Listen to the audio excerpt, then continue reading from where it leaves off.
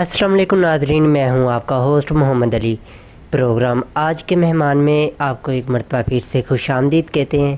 ناظرین، آج ہمارے ساتھ ایک ایسی شخصیت موجود ہیں جنہوں نے سیاسی، فلاحی و بود اور انسانیت کے ہر شعبے میں عوام کی خدمت میں کوئی کسر نہیں چھوڑی، اور کراچی کے مسائل پر سب سے پہلے بات کرنے کے لیے کھڑے ہوئے۔ تو بلا کسی تغیر میں آپ کو ملواتے جا رہا ہوں۔ میرے ساتھ موجود ہیں ایم کے بانی ڈاکٹر فروخ ستار بھائی۔ السلام علیکم۔ وعلیکم السلام، خوش آمدید سر، کیسے ہیں آپ؟ بس لاہور کے وزٹ پر ہوں اور اچھا موسم ہو رہا ہے، ابھی بارش ہوئی ہے، انجوائے کیا میں نے، آپ لوگ آئے، اور جو لاہور ہے وہ بڑا مہمان نواز شہر ہے، اور بہت میرے یہاں فینس ہیں، فالوورز ہیں، میری پارٹی کے کارکنان کی اچھی تعداد ہے، تو ان سے ملاقاتیں ہو رہی۔ ایک ٹی وی ٹاک شو کے لیے آیا تھا، باقی آپ کے ساتھ ملاقات ہو رہی۔ جی سر، سب سے پہلے تو میں چینل کی طرف سے آپ کا بے حد مشکور ہوں کہ آپ نے ہمیں اپنا قیمتی ٹائم دیا۔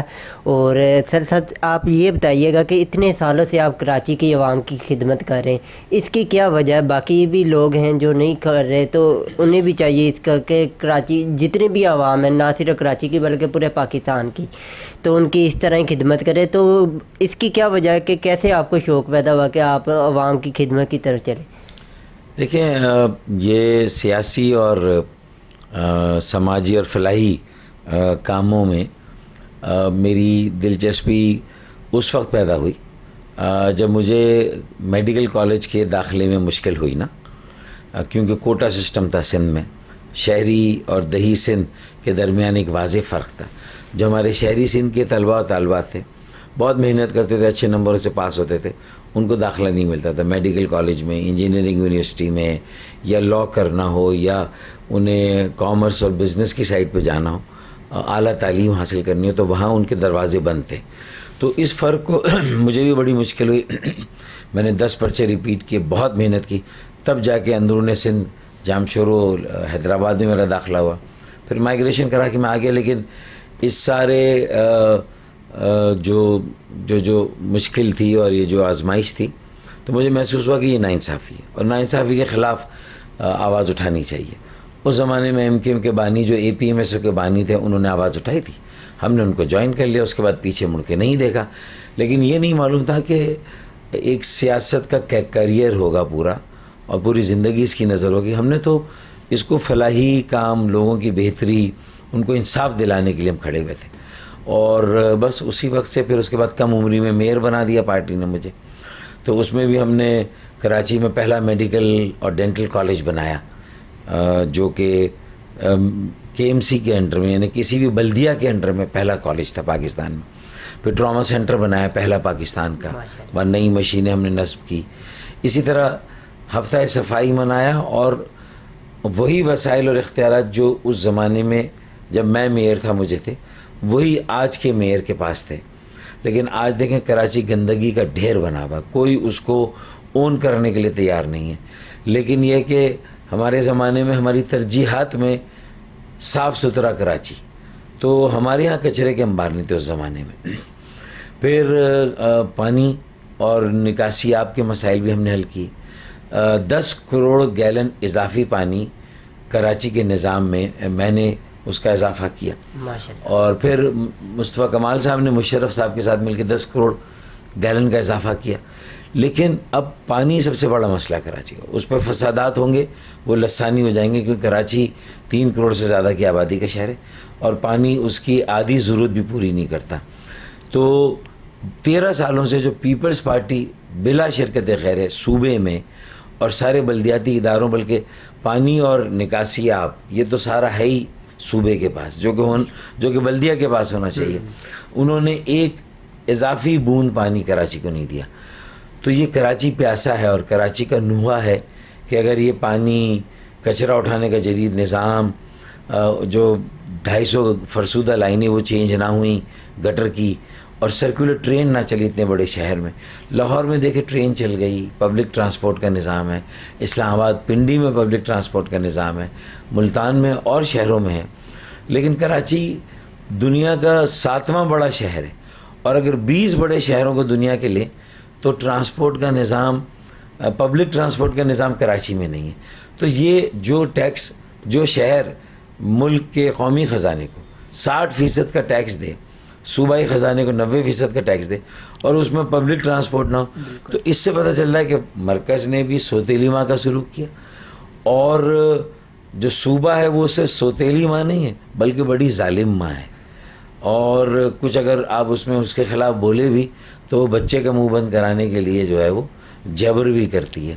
تو یہ اس سے جو ہے نا لوگوں میں نفرت بڑھ رہی ہے، اشتعال آ رہا ہے. اور ہوگا کیا کہ پانی کی کمی پر لڑائی ہوگی تو وہ فسادات لسانی ہو جائیں گے. سندھی مہاجر یا پختون مہاجر یا سندھی پختون، جو کہ نہیں ہونا چاہیے. بھائی کو بھائی سے لڑانے کی تیاری ہو رہی ہے.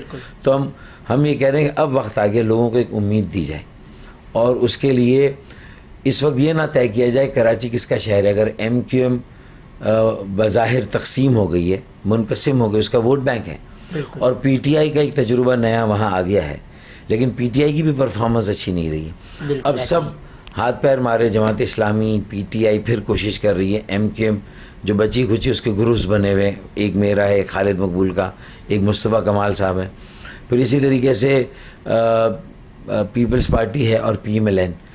تو میں نے یہ مشورہ دیا ہے پنڈی کو بھی اور اسلام آباد کو کہ ایک تو ہم نوجوانوں کو اختیارات دیں، اور اگلے بلدیاتی الیکشن میں 65% یو سی چیئرمین نوجوان ہو. ایک بیٹا میئر ہو 35 سال سے کم عمر کا، اور ایک بیٹی کراچی کی ڈپٹی میئر ہونی چاہیے. تو بیٹے بیٹیوں کو ساتھ لایا جائے، نوجوانوں کو ساتھ لایا جائے. پھر دوسرا میں نے کہا کہ ایک کمیشن بنایا جائے قانون سازی کر کے، جس میں ساری 5 بڑی جماعتوں کے قابل قبول، قابل بھروسہ سینئر کراچی کے فرزند لیے جائیں، اور اس میں سیاسی لوگوں کے علاوہ صنعت کار، تاجر، کاروباری بھی ہوں، بلڈر بھی ہوں، اچھی شہرت رکھنے والے، اور اس میں اربن پلانر ہوں، اور جوڈیشری یا عدلیہ کے لوگ ہوں، اور ان کے پاس اختیار ہو. اگلے 4 سالوں میں کراچی کو ابھی ہر سال 40 ارب ملتا ہے مرکز سے، جو کہ اونٹ کے منہ میں زیرہ ہے، نہ ہونے کے برابر ہے. تو کراچی کو 4000 ارب کا ٹیکس دیتا ہے، تو اسے 400 ارب ملنا چاہیے. اور لگتا ہے کہ پچھلی بارشوں میں جب ڈیفینس کلفٹن بھی ڈوب گیا تو اسلام آباد ہلا تھا، اور اس نے کہا نہیں ہم دیں گے پیسے، پر کس کو دیں گے یہ مسئلہ ہے. تو اسی لیے میں نے کہا اچھے ایماندار لوگ ہیں، سینئر لوگ ہیں، تجربہ کار لوگ ہیں، کراچی کے بیٹے 5 بڑی جماعتوں کے، ایم کیو ایم کے سارے دھڑے، P M L N, Jamaat Islami, P T I, peoples party, 16 لوگ یہ ہو جائیں گے، 5 لوگ ہو جائیں گے، 6 لوگ ہو جائیں گے بزنس کمیونٹی کے، کاروباری، تاجر، صنعت کار، بلڈر، ایک اربن پلانر، اور 2 جوڈیشری کے لوگ. ان کے ہاتھوں میں 1600 ارب دیں 4 سال میں. یہ 4 منصوبے ہو جائیں گے تو لوگ پھر نہیں پوچھیں گے کہ ایم کیو ایم کو ووٹ دیں، پیپلز پارٹی کو دیں، Jamaat Islami, P M L N, P T I. لوگ اتنا روزگار ہوگا، اتنا کام ہوگا، کراچی ہی نہیں پورا ملک 22ویں صدی میں جائے گا، بلکہ پورا خطہ 22ویں صدی میں چلا جائے گا. اور اگر یہ جذبہ آ جائے، کم از کم ساری جماعتیں آپس میں بھی لڑیں، میئر کے لیے لڑیں، بلدیہ کے لیے لڑیں، جو سالانہ بجٹ ہے اس کے لیے لڑیں. لیکن اگر یہ 1600 ارب مرکز سے ملتے ہیں 4 سال میں، تو اس کو اون کراچی، سیو کراچی، میک کراچی، کراچی اپنائیں، کراچی بچائیں، کراچی بنائیں.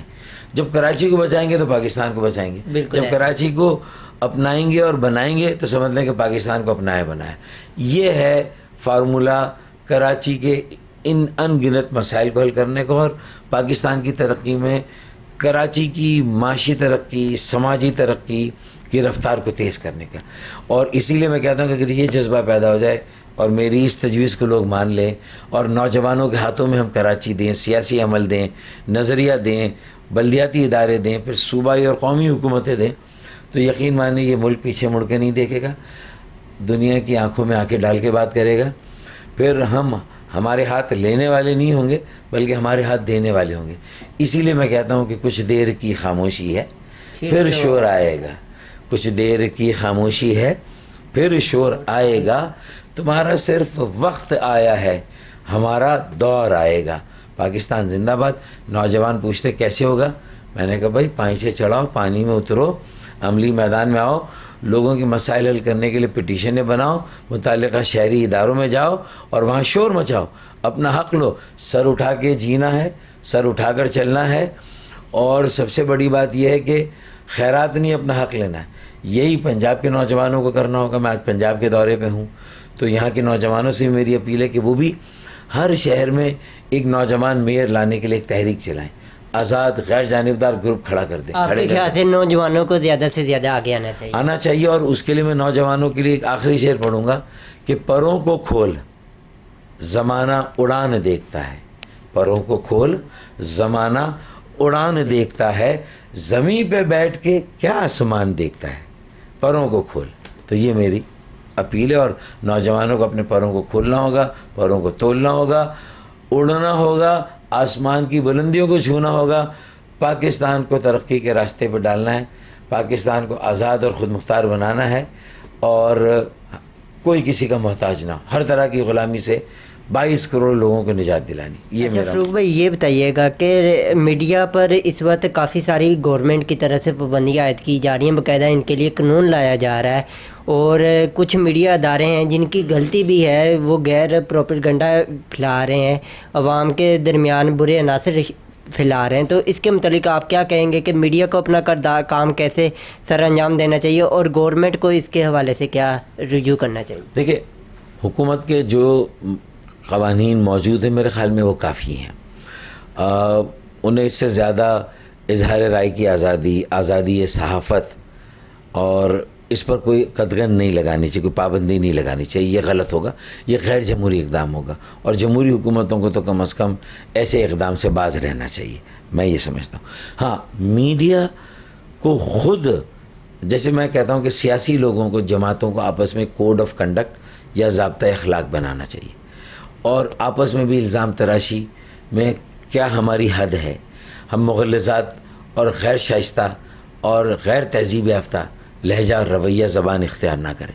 اسی طرح میڈیا بھی, اور میڈیا کے بہت سارے عناصر کبھی کبھی یہ سمجھتے ہیں کہ وہ جو رائے دے رہے ہیں یا جو وہ بات کہہ رہے ہیں یا کسی کی بھی پگڑی اچھالنی اس کا انہیں پورا حق ہے. تو میڈیا کو اپنا خود اندر سے کوڈ آف کنڈکٹ بنانا ہے, سیاسی لوگوں کو اپنا کوڈ آف کنڈکٹ بنانا ہے, میڈیا کے لوگوں کو اپنا ضابطۂ اخلاق. اب سوشل میڈیا بھی مادر بدر آزاد ہے, اسے بھی ایک کوڈ آف کنڈکٹ بنانا ہے, اور اس کو تھوڑا سا حکومت کو ریگولیٹ ضرور کرنا چاہیے.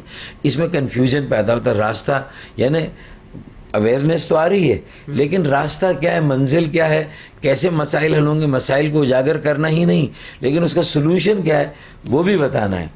اصل میں یہاں مسائل تو بتا دیے جاتے ہیں, سلوشن نہیں بتایا جاتا. تو میرے خیال میں میڈیا کو بھی جو ہے وہ پاکستان کی اگر بہترین خدمت کرنی ہے, عوام کو کوئی موقع دینا ہے اپنے پیروں پہ کھڑا ہونے کا, اور ان کی عزت نفس کو بحال کرنا ہے, تو میں سمجھتا ہوں میڈیا کا بھی کوڈ آف کنڈکٹ ہونا چاہیے. اچھا فروغ بھائی, لاسٹ میں یہ بتائیے گا کہ کراچی میں ماشاءاللہ آپ کی پارٹی پھر سے اوپر آ رہی ہے, تو کیا آپ عوام کے لیے کرنا چاہ رہے ہیں, کیا آگے عوام کو میسیج دینا چاہیں گے؟ میں نے تو میرے خیال میں آپ نے جو پہلے سوال کے جواب میں سب بتا دیا کہ ایک مجھے ایم کیو ایم واپس مل گئی انشاءاللہ, تو میں سب کو جوڑوں گا. خالد مقبول, میں بار بار کہتا ہوں میرے ساتھ کھڑے ہو جائیں. پارٹی کے بگاڑ, خرابی, کرپشن, کمیشن, جو ایک برائی آ گئی ہے, اس کو ختم کرنا ہے, اور ڈائیورس کرنا ہے. ہر زبان بولنے والا, ہر مذہب, ہر مسلک کے آدمی کو اونرشپ دینی پارٹی میں, اگر کراچی میں اونرشپ دینی, تاکہ آپس میں یہ دوریاں پیدا نہ ہو, لوگ قریب آ جائیں, سب ایک گھاٹ پانی پہ, شیر و بکری, کوئی فرق نہ رہے. تو میں سمجھتا ہوں کہ, اور اس میں نوجوانوں کا کردار ہے. تو اگلے بلدیاتی الیکشن میں میں ایم کیو ایم سے الیکشن لڑواؤں یا میں آزاد لڑوں, 65% انشاءاللہ یو سی چیئرمین نوجوان ہوں گے انشاءاللہ.